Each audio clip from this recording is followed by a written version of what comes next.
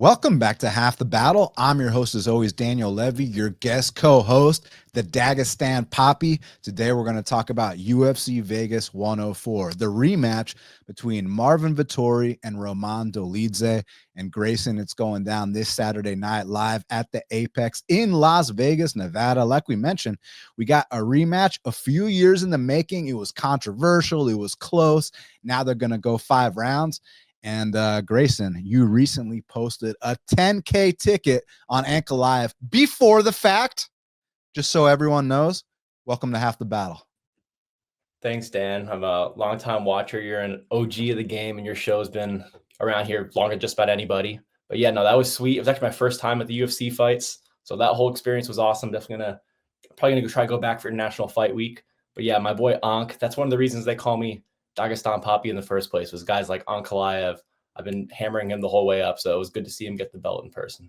Yeah, and beautiful job on that 10K ticket, because again, it's one thing to post something after the fact, and even then, it'd still be admirable that you posted a 10K ticket, but to post it before the fact, I think speaks volumes. And you are already on the short list of someone I wanted on the show. I've met you in person before, and we know each other outside of this, but when I saw that, it was a no-brainer. This kid has to be on the show this week, right here, right now, no questions asked. So let's get right down to business, because in that main event, we got Marvin Vettori. He's 19-6-1, rematching Roman Dolidze, who is 14-3. Currently, they got it Vettori -150. The comeback on Dolidze is +130. I mean, Grayson, what I took away from the first fight was that the volume, of course, goes to Marvin Vettori, but the bigger moments went to Roman Dolidze on that night. They kind of favored, they thought that Dolidze that Vettori outworked him a little bit. The way I scored it, I had the first round for Dolidze, I had the second round for Vettori.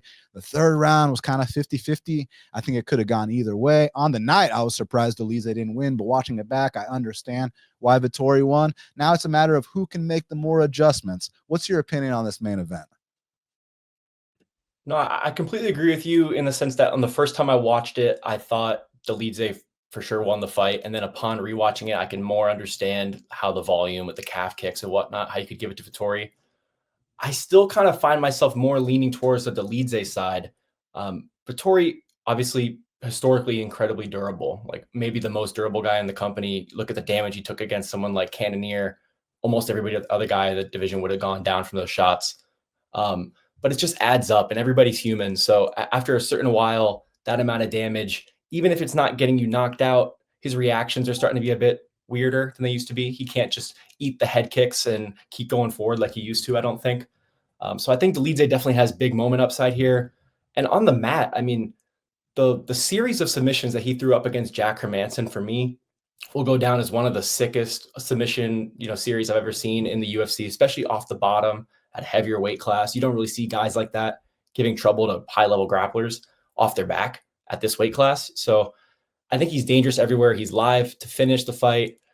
I've been a bit of a historical Dolidze hater, but I think he physically has a bit more left in the tank, and he could be dangerous from anywhere the fight goes here. So as a dog, I'm leaning his way, or I'm going to pass. What's interesting is I went back to hear my old breakdowns on Vettori, because it's been a few years since he's fought, right? Like the last time he fought, he got a significant strike record set on his face against Jared Cannonier. Now, I bet Jared Cannonier there at about +100. This was 2 years ago, literally coming up on 2 years ago. And actually was coming up on 2 years ago was their first rematch, because I broke it down with Kalikas, and it was literally in March of 2 years ago, right? March 2023, I'm pretty sure. So now it's March 2025. And oftentimes you think, okay, well, Vettori, well, he's only 31, he's only 30, he's still young, right?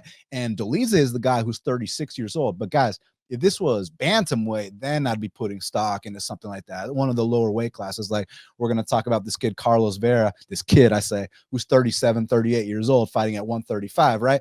Whereas here with Dolidze, even though he's the older guy, in fight years, I think he's the younger guy. I think he's the one with less tread on his tires, and I think he's the one that's more apt to make adjustments and improvements. Because when you think about the first fight, I saw Marvin Vettori give max effort in that first fight. There's not really any kinds of adjustments or anything different that I think that Marvin Vettori can do here. Marvin Vettori fought how Marvin Vettori fights. run around the outside of the cage, leg kicks, volume, not that much power. Now, don't get me wrong. From time to time, I remember when he dropped Jack Hermanson. I remember when he actually hurt Jared Cannonier in the first 10 seconds of the fight. Cannonier recovers, then goes on to put on one of the absolute biggest beatdowns we've ever seen in all years watching the sport. I mean, like I said, he literally set the significant strike record on Marvin Vettori. And one thing we've always commented about Vettori is the blockhead, the block chin. Like this guy, like it used to be a thing where you could take a baseball bat to this guy and he'll just stare at you. But now he's starting to get wobbled in fights. And not just the Cannonier fight, Grayson. What about the Paulo Costa fight? And also there's been a certain delusion about Vettori that I've had an issue with for years. You remember the second Adesanya fight where I think I had it maybe 4-1 Adesanya, and at the end of the fight, Vettori's got his hands up like he won. His coach is like, yo, Marvin, chill out, bro. Like, you clearly lost that fight. So this guy has already been delusional for years. He's a walking punching bag. What kind of improvements has he made in this time off? I don't know. Whereas Dolidze, he had to take his ass open like a man against Imavov, a guy who's gone on to knock out Adesanya, a guy who's 1 or 2 fights away from a title shot. And since then, he rebounded. Listen, he goes up to 205. I know Anthony Smith ain't the toughest fight anymore, but he treated him like he wasn't the toughest fight. And he actually went out there, landed a bunch of takedowns plus 100 significant strikes, which I like to see. And then you already know I've been on a Fade Kevin Holland world tour, and Roman Dolidze came through beautifully in that spot. I think the momentum's on his side. But more importantly than any of that, it's just about what kind of adjustments are they going to make. I don't see too many more adjustments for Vettori. He did what Vettori does that first fight, whereas Dolidze, a little bit more aggression, a little bit less, being cocky, which I think the Imavov fight really humbled Dolidze. There wasn't any, oh man, I got robbed there. There was I need to make some improvements if I want to keep competing against these top guys. And I think that's what he's done. And I think he's ready to prove that. And I'm going to go ahead and predict that Saturday night, Roman Dolidze is the first man in UFC history to finish Marvin Vettori. And I'm going to wait for a little bit better price, but I'd like to take Dolidze as an underdog here. So, yeah, I'm picking him as well. Now, co-main event of the evening in the welterweight division, we got a matchup between Elizeu Zaleski, he's 25-8, taking on Chidi and Njokuani, he's 24-10. Currently, they got it. Zaleski minus 205. The comeback on Chidi is plus 175. Now, I'm going to just let y'all know, I bet Zaleski here. I tipped it at minus 175. Now the line has moved 30 cents. So I feel like we did our job as far as that's concerned. And I really think, Grayson, this has the potential to be a 1 takedown and the fight is over shortly after situation. Just like when I bet Zaleski against Curtis Millender back in the day. Now, granted, the price was minus 105 back then. It was minus 175 here, but still, it looked minus 1750 in that spot. And I think it has potential to do the same thing here. One thing about Chidi, you got to respect from the outside. I mean, the guy's long, the guy's dangerous. And on the inside, he's got nasty knees in the clinch, good elbows. But when you really take the fight to Chidi, he tends to wilt. And Zaleski has always historically been better than Chidi, right? Like Chidi hit the top 30. Well, Zaleski hit the top 15. Chidi has 14 knockouts on his record. Zaleski's got 15. Chidi's a black belt. Zaleski's a 3rd-degree black belt. Zaleski's always been better than Chidi historically. Chidi's had a 3-fight win streak in the UFC. Zaleski's had a 7-fight win streak in the UFC. Like, Zaleski's always been better than Chidi and Njokuani. And yeah, if he wants to, fight a long-range kickboxing fight with Chidi, then I deserve to lose this bet. But I don't think that's what's going to happen. I think that Zaleski knows exactly what the game plan is here. I mean, he's executed it against, a comparable opponent. Like I said, in Millender, he almost executed it against a much better opponent in Randy Brown. And I think here against Chidi, he's going to go ahead and finish the deal, finish the job, finish the deal. And like, a friend of mine fought Chidi his last fight, my friend Jared Gooden, and that was the absolute worst performance that Jared Gooden has ever had in his entire career. Jared's fight prior against Wellington Turman, he goes out there and gets a performance of the night. So why did Jared look so fucking bad against Chidi? It's not about what Chidi did right. If you know the backstory, which no one does because Jared's a humble guy and he's not going to make excuses, he never released what happened. Well, he told me on the phone what happened. The night before, Jared Gooden got hospitalized. He said that during his warm-up, he was already gassed out during the warm-up. He couldn't even feel his legs. So when he went out there, it was like he wasn't even there. And he still made it all 3 rounds with Chidi. So I'm just saying, like, the absolute worst version of Jared, who couldn't do anything, couldn't move, couldn't feel his legs. And yeah, just shouldn't be cutting to 170 pounds. I still, despite what the numbers say, I would have expected a little bit more from Chidi against such a compromised opponent. And Zaleski's a true professional. Zaleski, like I said, he knows what it means to be in the top 15. He knows what it means to have a 7-fight win streak in the UFC. He knows what it means to knock out future or former champions, however you want to view it, like Sean Strickland. And like I said, I think he's going to come out here, 1 takedown, and the fight has the potential to be over shortly after. I'm going Zaleski here. We beat the line by 30 cents, and let's get it.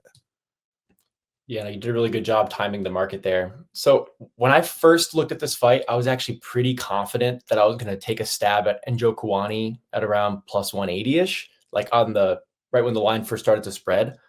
The thought being, when I think back to Zaleski, the thing that stands the most out to me is the Abubakar Nurmagomedov fight, where I had much higher expectations for him there. And to me, he looked like he lost a little bit of a step. You even started to kind of have the salt and pepper gray hair start to kind of sprinkle in, and it looked like Abubakar's jab. He wasn't reacting as quick as he used to, and I think that's definitely true. I think he's definitely not the same guy that he was at 34, 33 years old. But then when I went a little deeper into the tape, I rewatched the Randy Brown fight, which I think is a pretty good proxy for this fight. There's a lot of similarities you can draw between Njokuani, at least in terms of the frame with Zaleski. And man, yeah, it was the grappling that stood out to me. I rate Randy Brown as a grappler. I think he's a really high level UFC grappler, both offensively and defensively. So the way he was able to get to his positions made me think he's probably going to be able to get to those spots against Njokuani as well. And then you have to calculate in how flaky Njokuani is when the grappling gets going. Like when he gets underneath someone like Mikhail Oleksiejczuk, the fight's over. Or there's been a number of fights where once he's on his back, it starts to look a little bit dicey for him. And that was really what stood out to me. So I think if Zaleski does decide to stand there in front of Njokuani, and Njokuani can maybe stuff the first couple of takedowns and extend it, I think it could be dicey for Zaleski. I think he could get finished here.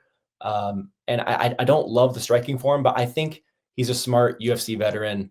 And that's really what stood out in the tape that made me want to stay away from this altogether, was the fact that, like you said, Zaleski has potential to get 1 takedown here, get to a dominant position, and Njokuani could find a way out of the cage. So, and after looking deeper, it feels like Zaleski's grappling does give him a big chunk of big favorite upside. So now I'm likely going to pass unless something else inspires me throughout the week to think that Zaleski maybe is compromised, or because he's at that stage, he's 38 years old, where I think any camp could go wrong for him, and the product that he puts in the cage could diminish big time. But yeah, and Njokuani has a huge grappling hole, and I think Zaleski's going to expose it. Yeah, look, Zaleski is 38. However, he's fighting a 36-year-old. So it's not like he's fighting some young up-and-coming kid. And another thing, you mentioned the Mikhail Oleksiejczuk fight, the Holobaugh cop fight. Guys, this is not just something that's been going on with those fights. This has been going on since back in the day. Remember when Andrei Koreshkov laid the blueprint on how to beat Chidi and Njokuani, and anyone that's approached it that way has had major success. And yeah, like I said, if Zaleski doesn't shoot takedowns here, I deserve to lose this bet. But that being said, I mean, I still think he has a chance on the feet too. It's just that's not what I'm betting on here, right? I'm not betting on that. I'm betting on, let's go out here and take this guy down one time, show off that 3rd-degree black belt, pound him out, choke him out, whatever it takes. And yeah, hopefully we cash this bet. So let's see. So yeah, those first 2 fights, man, already got a bet on the co-main. Gonna have a bet on the main, let's just see where that line goes. But the rest of this card, I can say I'm not as confident on, but definitely have opinions. So let's get into it. So featured bout in the lightweight division, we got Alexander Hernandez. He's 15-8, taking on Kurt Holobaugh, who's 21-8. Currently, they got Hernandez minus 210. The comeback on Holobaugh is plus 180. Everyone that's been listening to Half the Battle knows I've never been an Alexander Hernandez guy. I think the Beneil Dariush fight was a fluke, and I also think that anytime Alexander Hernandez has been past round 1, win, lose, or draw, stuff has gotten sketchy. That being said, I think this is one of those fights where he can get away with his youth, his athleticism, mixing some takedowns. Kurt tends to not be able to get back up from bottom. This is something that's been going on for years. But Kurt does have some pop in his punches. He is a seasoned vet. And like I said, if this gets extended, I don't know what it is about Hernandez, but he flakes out in a lot of fights. That being said, I think this is one of those fights that he can win. But I've said that in the past and been wrong. But I'm still going to pick Hernandez here, no bet. Man, I just can't do it with Alexander Hernandez, man. This guy, he's proven to me so many times in the UFC that when the going gets tough, he's not the guy to rely on in rounds 2 and 3, especially when you've got someone marching you down and ripping to the body like Holobaugh likes to do on his best day. I mean, obviously the Ogden fight is a concern, just given that Holobaugh looked like he had absolutely nothing off of his back. But to me, Ogden's actually an incredibly smart fighter, and he always consistently brings really good game plans and just a real cerebral guy, which I don't view Hernandez that way at all. I think Hernandez generally wants to thump you with his right hand.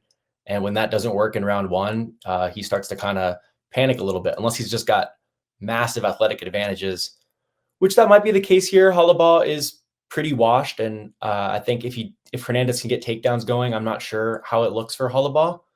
But generally at this type of price tag, if I've got one guy who I know really wants to be in the cage and is willing to push hard in a dogfight, like I know Kurt Holobaugh is willing to do, versus someone like Hernandez, who, like I've been on the fade Hernandez trade for a long time. And I think it could potentially be another one of those spots where you get another guy who come rounds 2 and 3 is the one going forward, not the one mouth breathing and giving the bad optics to the judges. So to me, it's Holobaugh or pass here.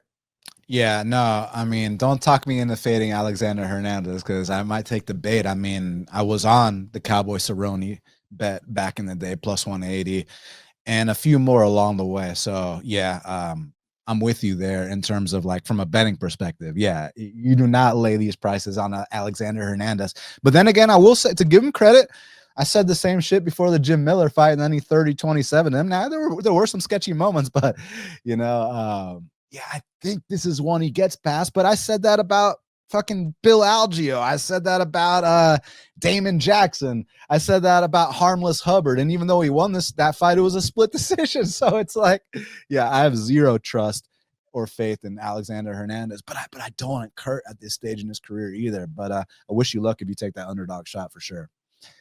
Now, next up in the bantamweight division, we got a matchup between Damon Blackshear. He's 15-7, taking out Cody Gibson, who's 21-10. Currently, they got it Blackshear minus 460. The comeback on Gibson's plus 360. Need your opinion on this line? Yeah, look, Blackshear, obviously we know he's got the physical traits. He's a little bit younger.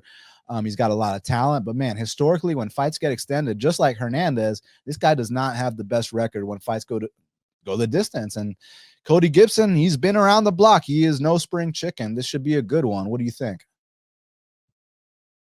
I'm not really sure how I could get to Blackshear minus 460 here. That feels a bit wide to me. I mean, Gibson, team alpha male guy, solid grappler. It's hard to imagine he's going to get completely rinsed on the mat, which would be the way that I would think Blackshear would cover this type of price. Is he a team alpha male guy? Am I spreading false information right now? It says his head coach is John Hackelman, but I don't know if Tapology is full of shit. I just never remember this guy being an alpha male guy, but I don't want to. Yeah, maybe I don't want to spread fake news myself. We'll have to get some fact checkers in the comment section on that. But yeah, Gibson to me, I think he's going to make this competitive. I think I'm not sure if I'll get to the dog shot, but I think I likely will have some bit of money come walkout time on Gibson here. I mean, Blackshear, he's got nice Muay Thai, and his wrestling is really good. I've played him in the UFC, at some big dog price tags mostly. But his margins are fairly small for the most part. He's if you're going to cancel out his grappling, it's going to turn into a tepid kick for kick Muay Thai type of fight. And I think Gibson maybe even has the potential to land a big punch with some big moments. And Blackshear's chin just got checked by Montel Jackson. It's, that I think that's definitely there for Cody as well to land a big shot that could either knock him out or steal a moment. But ultimately, I don't really see how I can get past like 75, 80% here with Blackshear as the line is suggesting. I think there's a whole lot more ways that could look wrong and only a couple of ways that could be right. So I think most times out of 10, if you take some Cody Gibson money line here pre-flop, you're either going to get a chance to get off with some nice arbitrage live, or ride it out with a decent plus EV bet. Yeah, no, I feel what you're saying 100%. I don't have a strong opinion on this. I mean, I lean Blackshear, but minus 460 is not a lean price, so it's a pass for me, and it's got to be a dog or pass situation at this number. So I'll pick Blackshear, but yeah, I think if you're going to bet it at these odds, you got to take the dog or pass. Now, next up in the light heavyweight division, we got a matchup between Diyar Nurgozhay, he's 10-0, repping Kazakhstan, taking on Brendson Ribeiro, who's 16-7, repping Brazil. Currently, they got it. Diyar minus 365. The comeback on Brendson's plus 290. Another tough one because, Diyar is kind of on the greener side, but, he does have a lot of attributes and qualities I like. Like, okay, so I didn't think his level of competition was that good on his regionals, but there was a certain swag about him. Like, there was a certain, he kind of, even though the volume's on the lower side, he definitely has a presence about him. He walks forward. He kind of makes you feel like, oh, you really just try to hit me with that? I didn't even feel it one bit. And then when it's his turn to land his shots, man, they're devastating. And honestly, I went back and I rewatched my preview of his Contender Series fight, and I was impressed with his opponent going into it. I thought that guy he was up against, that Bartos guy, was a pretty good opponent who had actually fought better guys than Diyar on his regional scene. And although, again, yeah, the volume's on the lower side, I still was very impressed by that performance and the finish, of course. And, only being 27, 28, this kid is coming in here with a lot of confidence. So I like that about him. And with Brendson, so I like the camp he comes out of. I'm pretty sure. Now I don't want to spread fake news myself, but isn't it Evolution Thai, right? Yeah. With Francisco Trinaldo and Master Andre Dida. Am I spreading fake news now, guys? I think that's where he trains, but either way. So the things I like about Brendson is he is powerful. He is a little bit unorthodox, but in that kind of unorthodox style, his chin is kind of elevates a little bit too much for me. He's been put out more than once. And I also didn't like some of the decision-making I saw in the Gadjasulev fight. I felt like that was a very winnable fight for him, the way it played out, and he kind of just gave it away. Yeah, this should be fun, man. Like, what do you think about Diyar? Because look, he's got potential, but he's also 27 and only 10-0, right? So how do you see this one going down? I don't see myself getting to the price tag on Nurgozhay, but man, he's a fun fighter. Like, he's a real like a stalking, calm, calculated southpaw. I think you made some good points about how he just seems almost like he has a disregard for the way people hit him. He's clearly a durable guy. The way he whips his left leg looks pretty nasty. The way he mixes all three levels, he'll go to the inside of your calf, he'll go to the body, he'll go to the head. They all look really fast, and they don't have much telegraph at all. So I could definitely see him sneaking a left leg up to Ribeiro at some point and catching him. I think he's going to knock Ribeiro out, actually. I think maybe not round one, maybe round 2 or 3, as Ribeiro at least starts to leave a few more openings. I think Nurgozhay kind of has a nice style to deal with someone, Ribeiro, who's going to be a lot of wild looping hooks, big shots that can knock you out. But if you're going to be calm, I think he's got really good eyes. I think he's able to see everything coming, block the shots. And then by rounds 2 and 3, he'll start to maybe land that body kick, that left hand, that big left head kick. I really do see that sneak through at some point. Yeah, I don't think I'll play the price here, honestly, because Ribeiro does have some upside. I mean, he's an athletic guy in his own right. Decent fighter. I think he's still improving. And he's experienced. Yeah, for sure. And we've seen so many of these Brazilians kind of with the, a lot of experience outside the UFC, a great physical acumen, but then they don't really put it together until later in their career. And all of a sudden you see them start to really use all that experience and put together a real great product in the cage. So he could be one of those guys that makes a late push and starts to really show a higher level. So I'm not going to touch it for that reason. But yeah, I think Nurgozhay at some point is going to find him just by being the more patient, technically sound fighter. Yeah, I'm also go with Diyar here, but I'm happy for Brendson Ribeiro that no matter what happens, you can always say you want to fight inside the octagon. That last one against Kyle Machado, you could see how much it meant to him after having such a long career outside the UFC to finally go out there and get your arm raised. I couldn't be happier for the guy. But man, this sport, as you start to, even welcoming this newcomer into the UFC, like, this kid's a stud. And yeah, I'm also going to go with Diyar here. And speaking of the name Diyar, there was a guy that used to fight in the UFC named CR Bahadurzada. If y'all want to see one of the most devastating knockouts ever, it's only a 40-second fight. Type in CR versus Paulo Thiago and thank me later if you've never seen that devastating knockout. So guys with the names DR and CR, they got a lot of potency in their power and finishing ability. But yeah, I'm gonna also go DR here. Now, next up in the featherweight division, we got a matchup between Kevin Vallejos. He's 14-1, taking on Seung Choi, who's 11-7. Currently, they got it. Wow, Vallejos minus 600.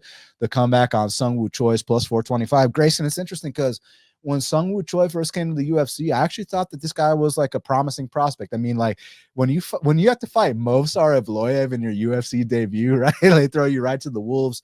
You know, even the Gavin Tucker fight at that time, I was still thinking, like, I'm not going to turn my back on this kid. He had some really good performances. He got on a win streak. But ever since that Bruce Leroy fight, he just hasn't been the same. So what happened in that fight, for those that don't remember, it starts off, he floors Alex Caceres, Bruce Leroy, in that first round. And it's seeming like, oh, wow, this kid's about to get this knockout, extend that win streak, go right into the top 15. It's about to be Bryce Guys. And then, correct me if I'm wrong, he throws an illegal knee. And after he threw that illegal knee, he ends up getting choked out in that fight. And ever since then, this man has been dropped in 4 straight fights in a row. And just the confidence hasn't been there for Choi. The chin, you know, hence being knocked down 4 fights in a row, has not been there for Choi either. And it's just back to points that we've been making, how one day you're on this win streak, you got all this momentum behind you, but things can change at the drop of the hat, and fighters come back and they're never the same. And that's kind of the direction I see Choi going in. But you have to respect his experience because he's been in there with some of the best guys on planet Earth. And with Vallejos, you know, this kid's a stud, man. Like, he hadn't really fought too many real guys. And then hey, here's Gian Silva on Contender Series, and he wins the first round. Now, I know he broke in the second and third round, but he's still the only guy to make it the full distance against Gian Silva inside the octagon. And, you know, if Bryce Mitchell isn't stiff, twitching on the canvas, I'm not going to be satisfied. And I think that performance is even going to make Vallejos look even better when you see what Gian Silva is about to do to Bryce Mitchell. But that being said, guys, I like Vallejos' hands. It's just he's a young kid making his UFC debut, and he's minus 600. So you have to proceed with caution. Yeah, sure. It doesn't take a genius to outright pick a minus 600, but am I going to put my money on it? Not at this price. I'm going to sit back, enjoy it, and hopefully we see a bright Argentine prospect come out here and make waves in the UFC. Because one thing about them Argentines, win, lose, or draw, they are stubborn. Look at that Esteban Ribovics fight versus Nasrat. Fuck, look at that Esteban Ribovics fight versus Daniel Zellhuber. Like, look at Francisco Prado. Even though he's been losing all these fights, like, these guys refuse to go down. There's something about their heart and their mental fortitude. And if you've ever dated an Argentine, you know that you're not winning an argument there. So, yeah, I'm going to go Vallejos here to knock down Choi for the 5th fight in a row. Now, whether he finishes or not remains to be seen, but for the win, Vallejos. Yeah, I'm going to repeat a lot of the same sentiments. I think the Korean style of fighting is a very like defined thing. I mean, there's a lot of different regions of the world have a very defined style of fighting, but I think you can really draw similarities between a lot of the Korean fighters. And I think when the Korean fighters' chins start to go, it's not good for that style. It's pretty low on the head movement. It's a stalking, power striking type of style, willing to take shots to the head. I think that style is kind of caught up with Choi. His career started really early. I think Vallejos is the goods. I'm not going to be able to get to this price at minus 600, just in the sense that I don't really see too many ways where I can justify having some sort of 3 to 5% edge on this line. I think at best case scenario, it's accurate for Vallejos because Choi is an experienced guy who's had competitive rounds with high level UFC guys at his best. So could I see a world where Choi is able to make 2 rounds of this really close? Yeah, for sure. I could see that world. So for that reason, I'm not going to touch it. But I do think Vallejos is like in terms of long-term stock and UFC fighters, I think he's a guy that could potentially make a run. Got a lot of good hardware, got a lot of good skills. He's young. Yeah, I'm not sure exactly how I see this fight going down. Honestly, I just think someone like Vallejos is going to be able to get it done just having the better hardware at this stage. I think, like I said, that Korean style, once your chin starts to go, it can be tough to really make that work. So I think Vallejos is the more skilled guy with the better hardware. So I think he wins, but no bet for me. Hey guys, I just want to let y'all know that I'm looking for a new sponsor for Half the Battle. So if you or anyone you know is interested in sponsoring the longest standing MMA predictions show on the planet, hit me up at Best Fight Picks on Twitter, at Half the Battle Pod on Instagram. Message me and let's get down to business. Now let's get back to the show. Now, next up in the heavyweight division, we got the heavyweight debut of Ryan Spann, who's 22-10, taking on Waldo Cortes Acosta, who's 12-1. Currently, they got it. Waldo -170, Ryan Spann +145. So, listen, man, I think that moving up to heavyweight is a fantastic idea for Ryan Spann. I mean, look at the success that his teammate Kennedy Njokuani has been having since he moved up. I mean, like, the skill gap between light heavyweight and heavyweight is so substantial. And like Ryan Spann's a big boy. He's 6'5". He was already missing weight at 205. You remember the Dominic Reyes fight, right? Like he misses weight there and then destroys Dominic Reyes faster than Yuri, faster than Jan Blachowicz, obviously faster than John Jones, right? So what I'm saying is like when this guy's on his game, man, he's so talented. Nasty guillotine. Like I said, one hitter quitter power. Like there's a lot to like, but Spann has historically been a flake in a lot of fights. Now with Waldo Cortes Acosta, he actually comes into MMA from a baseball background, and you can tell when he throws that right hand. I mean, that overhand right is like this motherfucker's throwing a 99 mile per hour fastball. And I also like the fact that in that last fight against Despain, it wasn't the prettiest fight we've ever seen, but hey, now you're showing new elements of your game. We thought of you as a boxer for MMA. Now, like he's out here mixing in takedowns, showed some good fight IQ, but I still don't know what to think here because this could be the best Ryan Spann has ever looked, and this could be the proper move for him. And like we've said, these light heavyweights moving up to heavyweight, they seem to do pretty good initially. What do you think about this fight? I think Waldo is just good enough to deal with that lower tier of the heavyweight division. And I like to kind of target him in some of those type of spots. So I feel like there's a chance this could be one of those. I don't know how much of Ryan Spann's cardio / flaking issues come down to him cutting lots of weight, because we see that all the time. Sometimes guys will cut too much weight because he could easily be a guy walking around, 230 plus pounds, for sure. I'd imagine he is. Probably more. Yeah. And so he could have been cutting a lot of weight. That could affect his performance. But generally, I mean, you mentioned the baseball background. You can definitely see that. He calls it the Waldo pitch, the way he throws the overhand. But he also has a top-ranked boxing background. I think in this type of fight where I think it's mostly going to be decided by the hands on the feet, just that I think I don't really trust Ryan Spann to offensively wrestle someone this big. And I don't really think he's going to get too many opportunities for his front choke game here either. It could happen, but I think Waldo's going to want to keep the fight standing. So I think it's going to mostly play out as a kickboxing fight. And Waldo just doesn't seem to care about low kicks. He doesn't defend them, but they don't seem to affect him. Like he can eat 80 low kicks in a fight and still throw his power, it seems. So I think it just kind of comes down to who do I trust more if this fight extends and becomes competitive in 2 and 3. And I think I trust Waldo to mix it up more. Has Spann ever thrown a low kick in the UFC? I can't recall Spann throwing too many low kicks, but no, like has he ever thrown a low kick in the UFC? I would bet on the yes.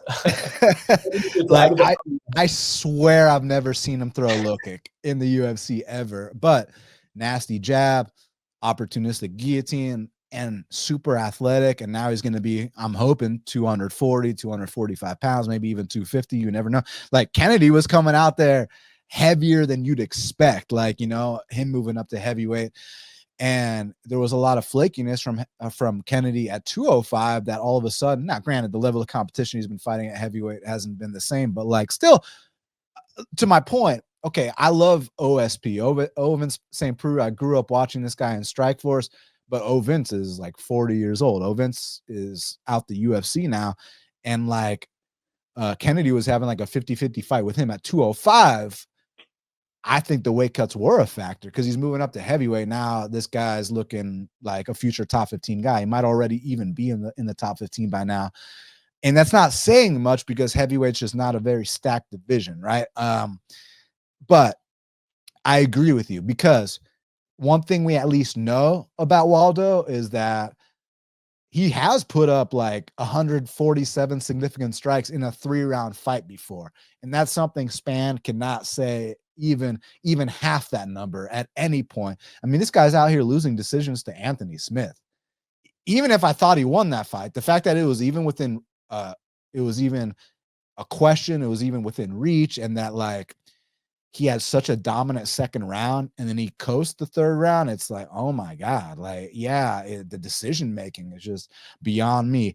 But although I'm also picking Waldo, I'm just not going to write off the possibility of Spann looking the best he's ever looked and this possibly being the best move he's made. Like I said, he's 6'5". He's got the 80-inch reach. It's not like we're dealing with, a guy who's 6 feet tall and fat going up, right? Like this is a big boy. He also went to a split decision with Sam Alvey. But like I said, bro, Kennedy went to a split with OSP. Now he's doing his thing at heavyweight. So I'm going to sit back and enjoy the show, but I'm going to pick Waldo just on the merit of him being more proven at heavyweight. But let's see what happens. Now, next up in the bantamweight division, we got a match between Seung from Rush Hour. It's 14-3, taking on AJ Cunningham, who's 11-4. Seung -625.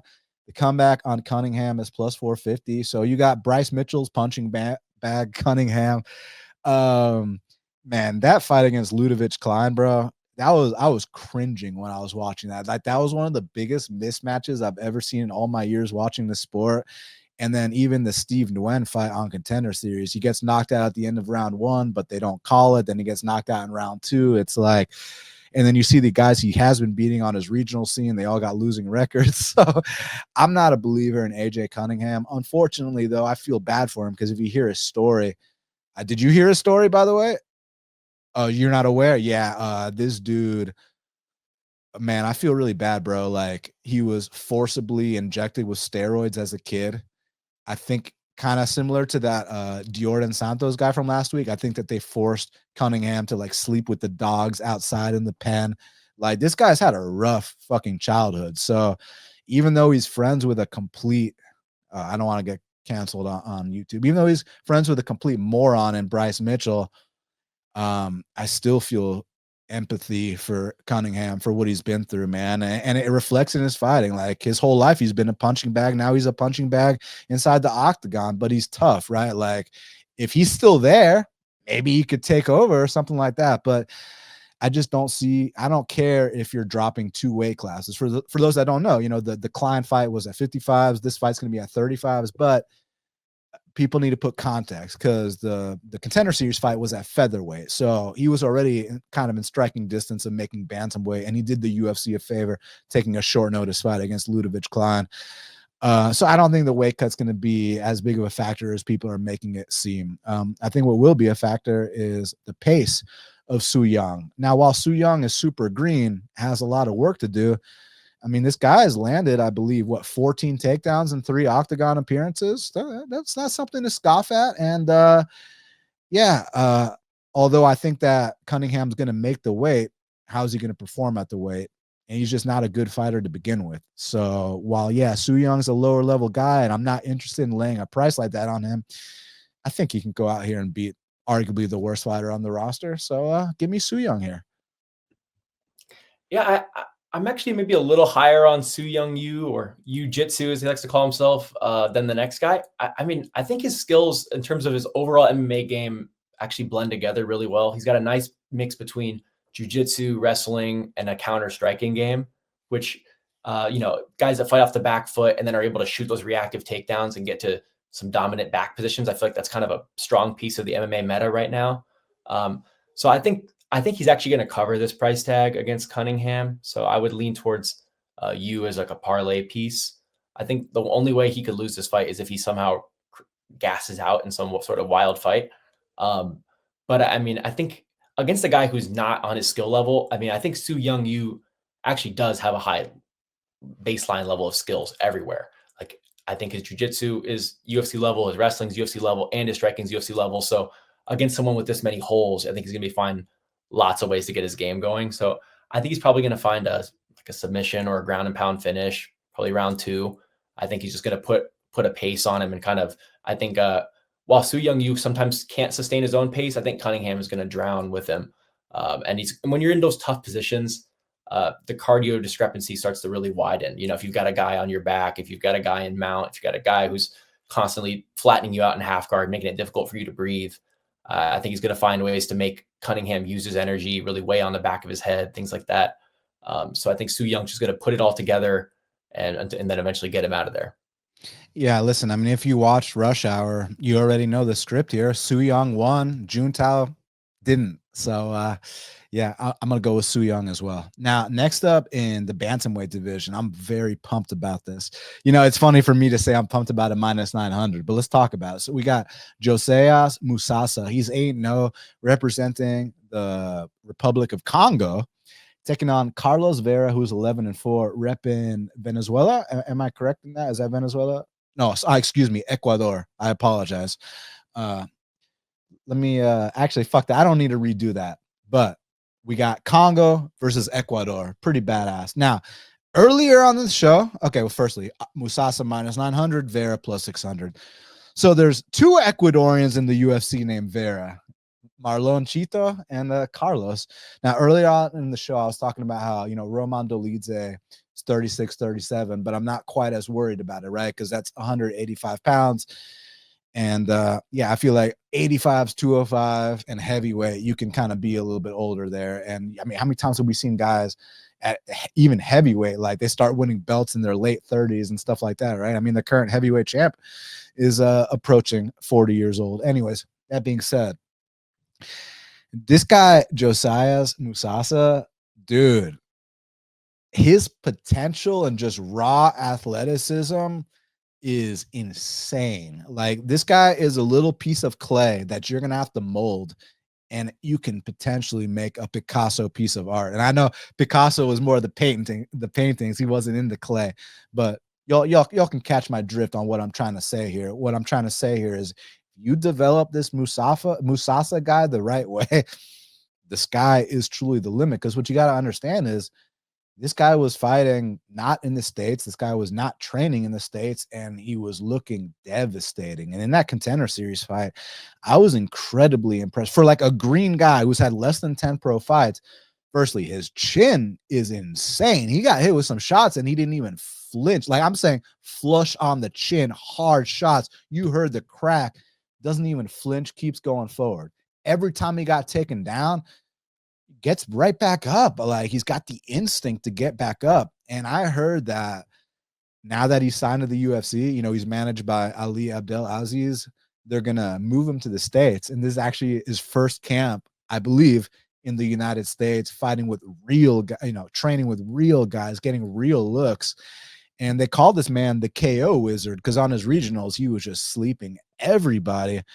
And yeah, only 25 years old. The sky is the motherfucking limit for this kid. Just have to bring him along the right way. And with Carlos Vera, listen, Carlos Vera's got some slick jiu-jitsu. Like, you cannot deny it. This guy's got nasty jiu-jitsu. If you want to play a leg lock game with Carlos Vera, if you want to dive into his guard while he's fresh, if you want to let this guy get a dominant position on you while he's fresh, I mean, there's a chance he can go out there and tap you out.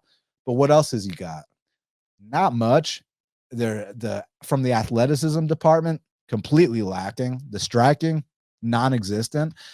It's just his pure jiu-jitsu is fantastic. But the issue with being a pure jiu-jitsu guy in MMA is you probably only have a round to make it work, because after that, you start getting slippery, you start getting tired, and all these leg lock attempts and all this other stuff is just simply not going to work. So yeah, Carlos Vera, first couple minute submission or bust. After that, I think the KO wizard's going to launch this man into the 10th row. So give me Musasa. I know it's -900. So yeah, it's a pass for me, but take away the prices and all that and just scout a potential talent who's had less than 10 pro fights, who's nowhere near the rankings, but someone that we got to keep an eye out for.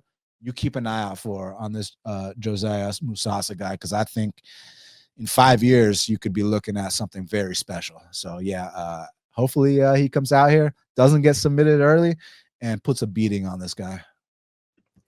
Yeah, man. The thing in particular that stood out to me watching him was the way he reacted when against takedown attempts on the Contender Series.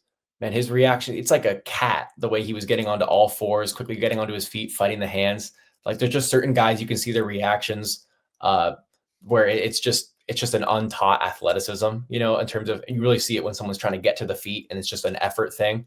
Um, I don't see any world where Vera could take Musasa down. Um, and I think on the feet, it's not competitive.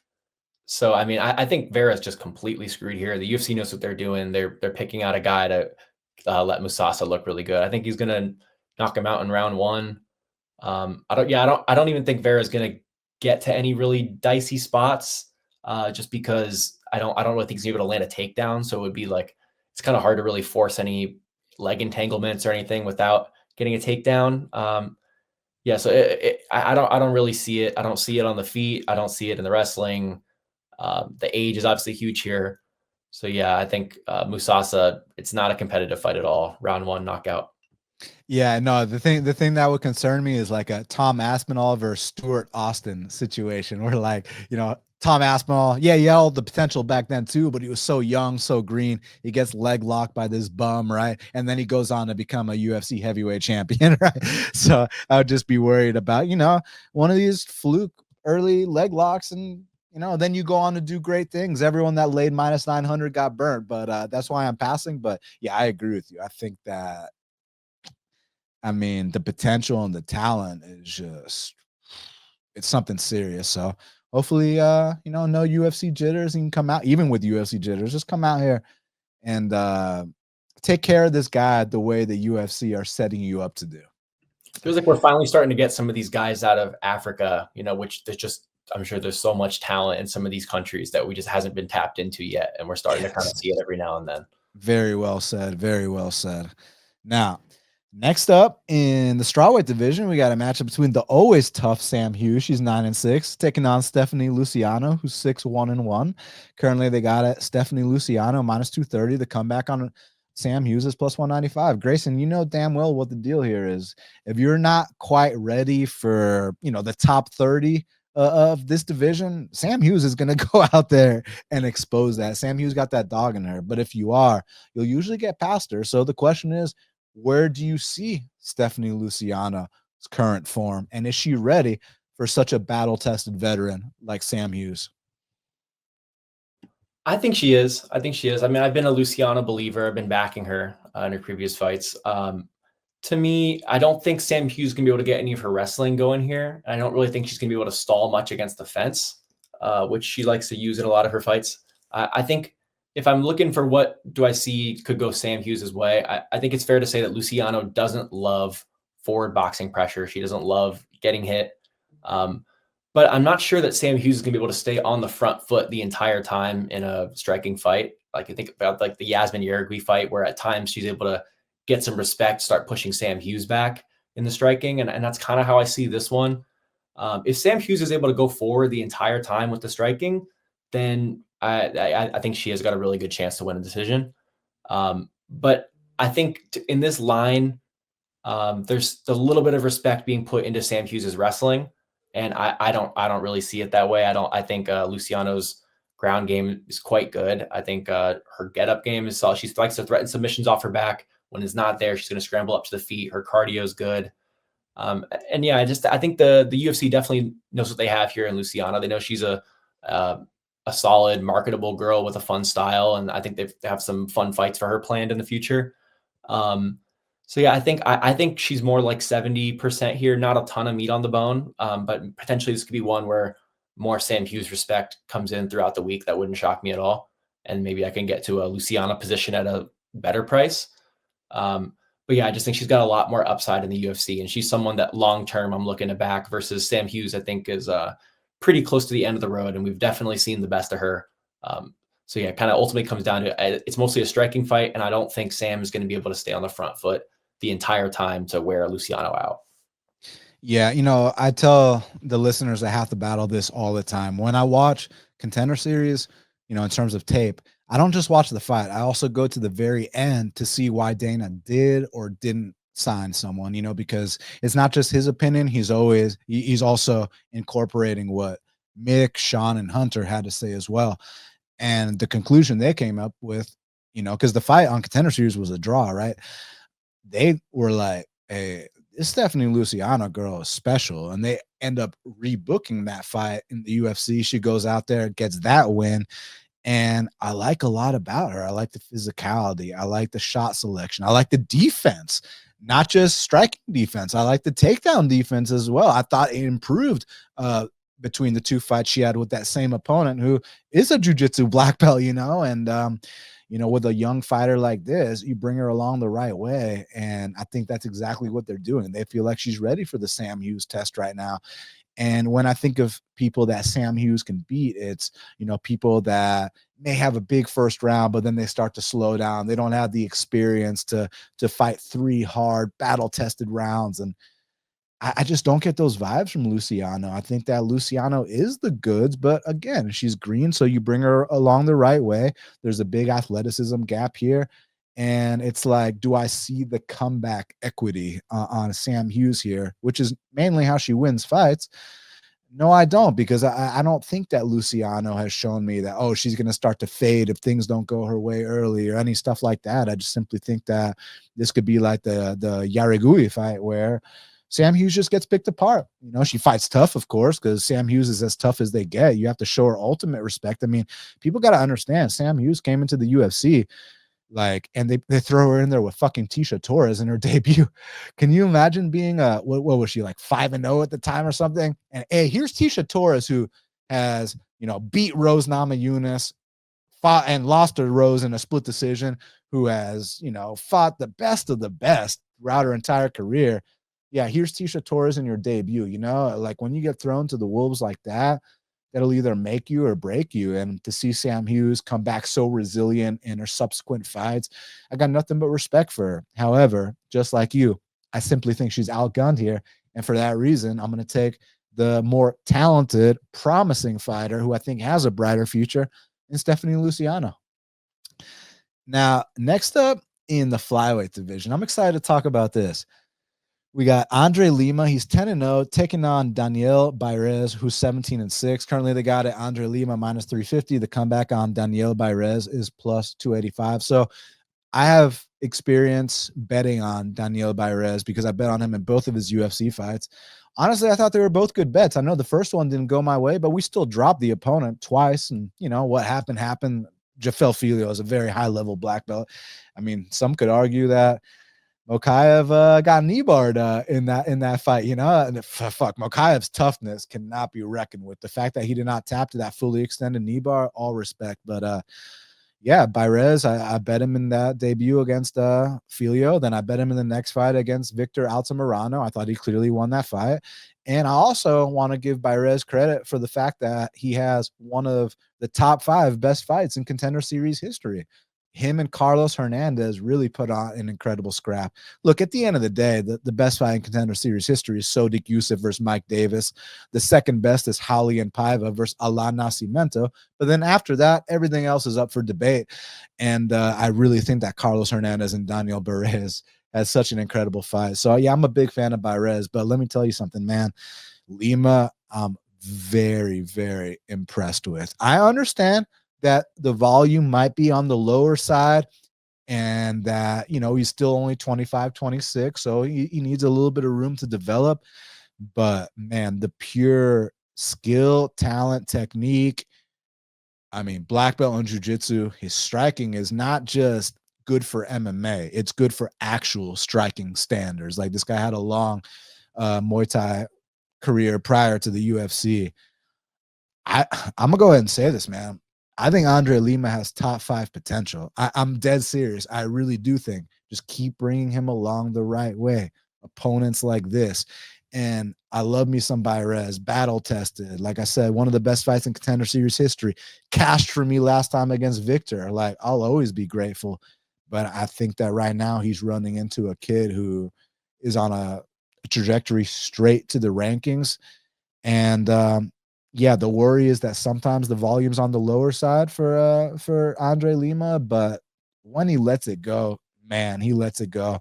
And I think there's going to be a difference in athleticism, a difference in speed, obviously a difference in age. I think we're talking 10 plus years, right? Something like that. Yeah, give me Andre Lima to come out here and win this fight. I just can't confidently say if it's going to be a knockout, if it's going to be a decision. I'm leaning towards decision because, like, again, you can't scoff at the experience that Barez has. I mean, we're talking about a guy that fought Manel Cape like 10 years ago, right? And in that fight, he was whooping Manel Cap until kind of a weird finish. You should go back and watch it. I still to this day am not exactly sure what happened with that finish. Did he tap? Did he not tap? Like, what was the deal? But up until that point, like, he had Manel on his back and he was putting it on Manel. So, like, Barez is as experienced as they get, but flyweight 36, 37. Yeah, that's where you can see steep drop offs. We're talking 125 pounds for those that don't know. You know, we're not talking about middleweights like Dolidze. So, yeah, I think Andre Lima's catching him at a great time, and I think he's going to come out here and win this unanimous decision. Yeah, I agree with you. I mean, I've been a big Lima guy. I bet on him every single fight in the UFC so far. Yeah, like the first time I saw him on Contender Series, you could just see the talent like dripping off the guy, athleticism, the grappling, the striking, the get up game. It all looks really good. His durability, I think, is something that people don't talk about enough. It seems like he's one of those guys that can take a baseball bat to the head and keep coming forward.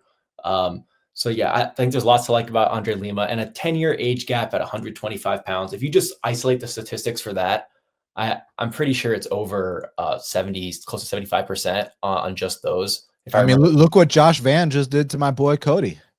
right. Yeah. Yeah. It's a huge deal. And at this weight class, more than any other weight class, it's at 36. Look, sorry to bring up negative things about a friend of mine. Look what Mokaev did to Cody. And the only reason I'm bringing up those two examples is because those had the 10+ year age gaps at 125 pounds.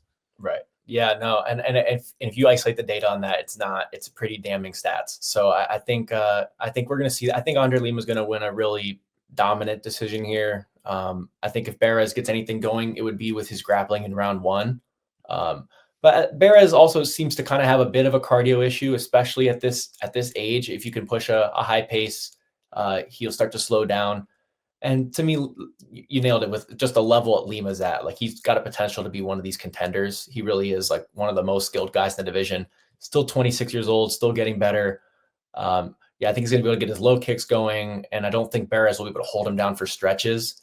And then on the feet, it's like as simple as I think Lima is live to hurt Barez at any moment, and I think Lima is so durable that I don't think it's very likely that Barez is able to get any big reactions out of him on the feet. And I just want to call something out real quick. Dave Torelli scored the Raposo fight, the Lima Raposo fight, 29-28 Raposo. Dave Torelli, you absolutely suck. Now, next up in the bantamweight division, we got a matchup between Josiane Nunes. She's 10-3, taking on Priscilla Cachoeira, who's 12-6.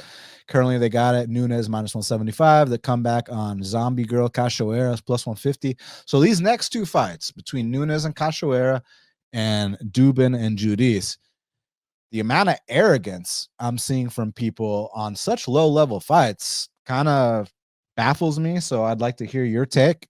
Tell me what you think about this fight first. For me on this one, it's dog or pass. Cachoeira's got some physical advantages here. She's going to be the bigger girl. She hits hard.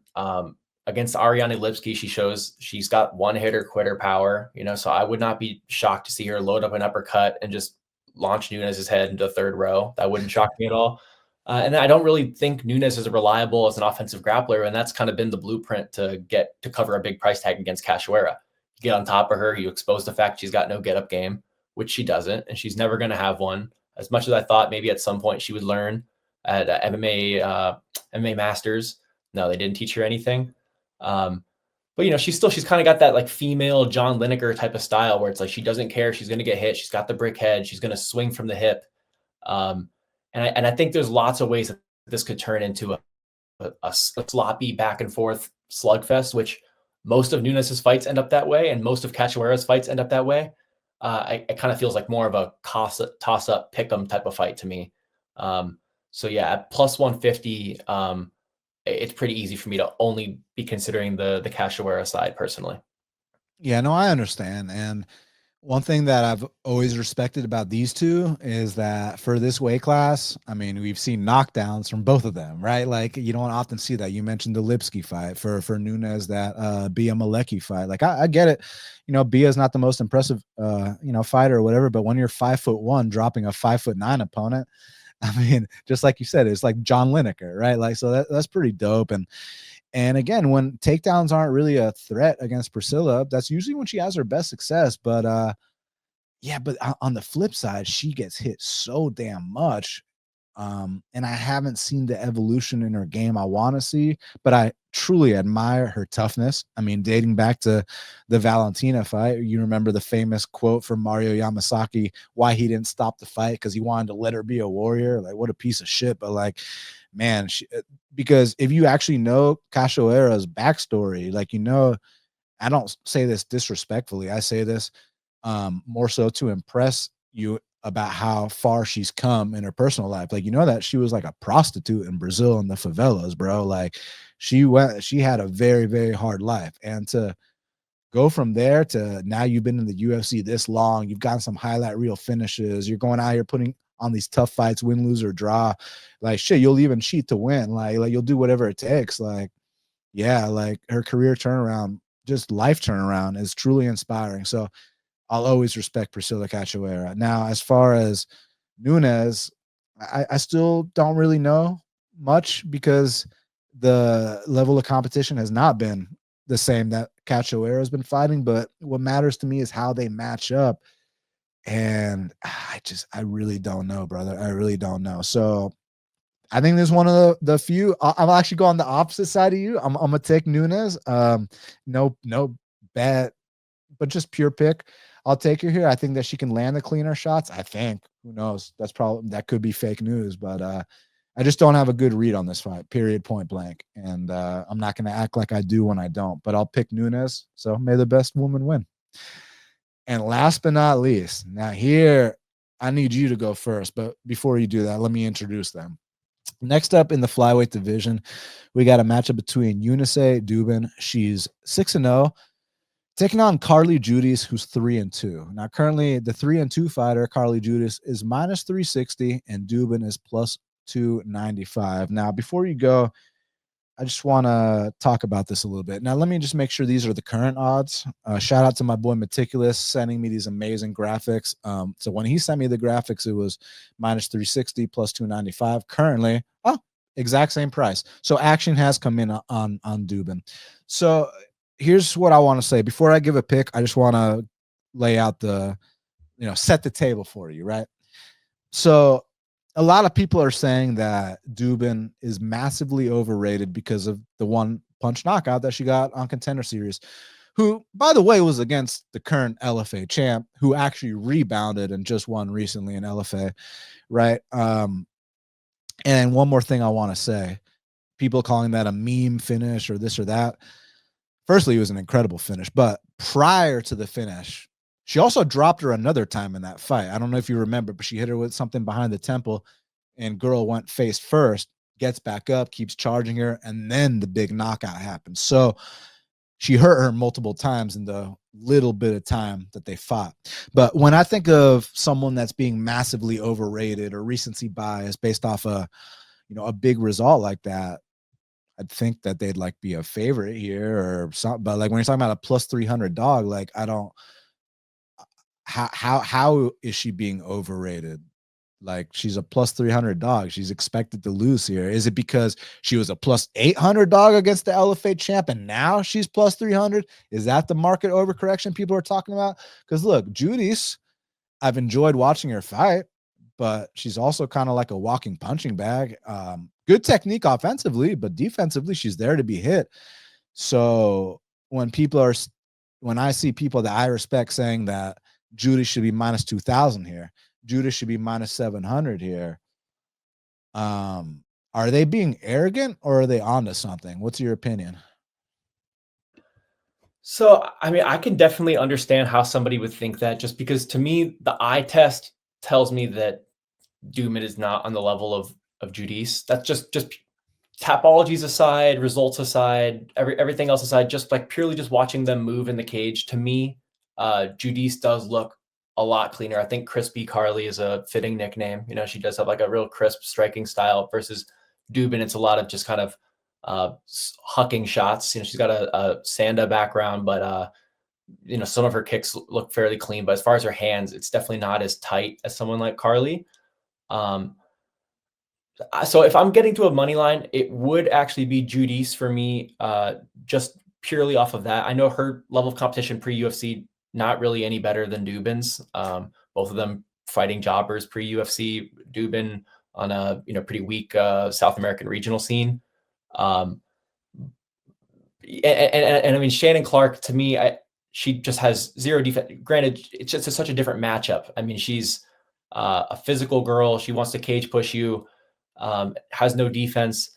I really have to go a lot deeper to decide if I think Giudice is worth this price. I don't really see grappling for her. Like some people think she's just going to grapple Dubin. It's possible, but I don't think that's Giudice's forte. I don't think she really wants to go to grappling unless she's forced to. And then as far as like the finishing equity for both girls, I think it might be a little bit overstated. So there's a chance I get to an over. And there's a chance I get to the Giudice money line, but I need to do a bit more digging before I decide. Yeah, this is tough, man, because I told myself at the beginning of this year, one thing that I was really looking to implement and change in my strategy is I'm not betting on any low-level fights. Like, not because there couldn't be an edge there, but just because when you look at like my numbers, when you really examine my record, it's not my strength betting on low-level fights. It's just not. I'm a lot better at capping high-level fights. And here it's like, so yeah, obviously Dubin fought a bunch of 0-0 fighters on her regionals. Giudice fought like 1 and whatever. She fought the what was the name? Hold on a second. The Mardi Gras Mamba. That's one of the opponents she fought. It was like 1 and 13 or something. So it's not like Giudice was fighting better fighters than Dubin, but because Giudice lost close fights against better competition, I mean, there's two ways to look at it. Like some people say you shouldn't put too much stock into, like you're putting stock in a good performance and a loss. And now you're laying an insane price. Maybe it's not an insane price, but a minus 360 on someone who's just not that proven, but she's fighting someone else who's also not that proven. So I don't know. I mean, I felt like that win against Shanna Clark, I know the way it went down, you know, running head first and this and that isn't the prettiest look, but like that's still better than anybody that Giudice has beat. Let's just call it a spade a spade. I mean, Shannon Clark, Carly Giudice, LFA main event. Like, what are the odds on that? Like, is Giudice really going to be a big favorite there? Honestly, like, I don't think so. Yeah, I just don't know. And when I see people, like, people aren't just like saying, yeah, you know, I'm picking Giudice here. That's my pick. I truly, genuinely believe this and that. No, people are being fucking arrogant. People are saying that this 3-2 girl who's a walking punching bag, who's absorbed over 100 significant strikes in both of her octagon appearances and is super green, that she should be minus 2,000. She should be minus 700. And when I see groupthink like that and just pure arrogance like that, it just makes me want to take the other side. Now, again, I don't have any confidence in this fight. I could see it being a controversial split decision either way. And I'm not interested in betting it. And I know this sounds hypocritical and this sounds kind of stupid coming from me. If I'm going to pick a plus 300 outright, I should bet them, right? Like, but it's like, am I really picking her outright? Or am I just telling you that I have literally no fucking idea what's going to happen? And I just want to be on the opposite side of the complete arrogance that I've been seeing. So I don't know what's going to happen here. Like I said, I'm not good at capping low-level fights, especially low-level women's MMA fights. So it's a pass for me, but pure pick, just to be on the opposite side of everyone, I'll take Dubin. May the best woman win. At least she got out her comfort zone. She's training with Rose and Miranda and all them. Now, granted, she's probably their punching bag, but Carly Giudice is Andrea KGB Lee's washed up punching bag. So, yeah, I don't know. It's a pass for me, brother. There's probably never been a girl undefeated going against a 3-2 girl, 0-2 in the UFC. as a plus 300 dog. It just, if you put all those pieces together, it is such a weird spot we're in. Yeah. So I'm gonna sit back and watch, see what happens. If everyone that's on, Judy's wins, congratulations, guys. And if she doesn't win, you'll learn a valuable lesson to not be overconfident in spots like this. And either way, it's a win-win situation. So I wish everyone the best on that. Well, Grayson, I want to thank you so much for taking the time to speak with me right here, right now on Half the Battle. It's been an absolute pleasure. The fans can follow you at Dagestan Poppy. I don't know why I call you the Dagestani Poppy, but it's Dagestan Poppy, both on Twitter and on YouTube. Make sure y'all check him out on YouTube because he's starting to grow his channel. It's kind of underground right now, but I think that as soon as you get a little bit more exposure, people are going to start to realize what kind of brain we're dealing with here in this industry. So I definitely vouch for this man. Like I said, I met him in person last time we had Korean tacos. Next time we're gonna have some Brazilian steak when you're back in Atlanta. And I can't thank you enough. And I wish you the best of luck this weekend, Grayson. Any message for the fans before I get you out of here? No, shout out to everybody watching Half the Battle. I know you guys have good taste in content. This has been a really good show for a long time. So thanks, Dan, for having me on, and I really appreciate it. The pleasure's all mine. For all the fans, thank you all so much. Please smash the like, hit the subscribe, leave me a comment, share if you feel so inclined. Also, I want you all to know I'm in the market for a new sponsor. So if you or anyone you know is interested in sponsoring the longest standing MMA prediction show on planet Earth, Half the Battle, hit me up on Twitter at Best Fight Picks, on Instagram at Half the Battle Pod. Y'all know where to reach out to me. I will respond. I'm truly grateful for all the support. And until the next time, let's cash these bets.